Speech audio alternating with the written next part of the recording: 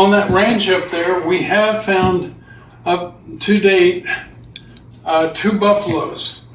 This was the first one we found about, I'd say 3 years ago. And it was interesting. This is the only bone that would have had meat on it if it would have been the upper part. And I'm not even sure if it's the upper or lower part. But I mean, it was like everything was gone that had a lot of meat on it. And yet it was all together. And so, you know, when a cow dies out in a pasture and you leave it, the coyotes and everything, you just scatter the bones. But these were all together and buried. So I have no idea how they got there or how it got buried or anything.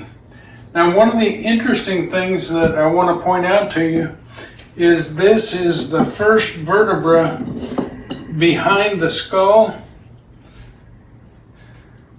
And we found one bone of a baby, which was that vertebra that's just behind the skull. So that was, to me, kind of interesting. Now, the buffalo we just found this last week, it was almost entirely there, but it was just in a pile.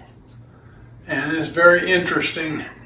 I talked to Dr. Simmons over at Haviland, and he said that he wondered, looking at the pictures, if, you know, the Indians maybe butchered it and just tossed the bones in a pile. There's a reason they were that way.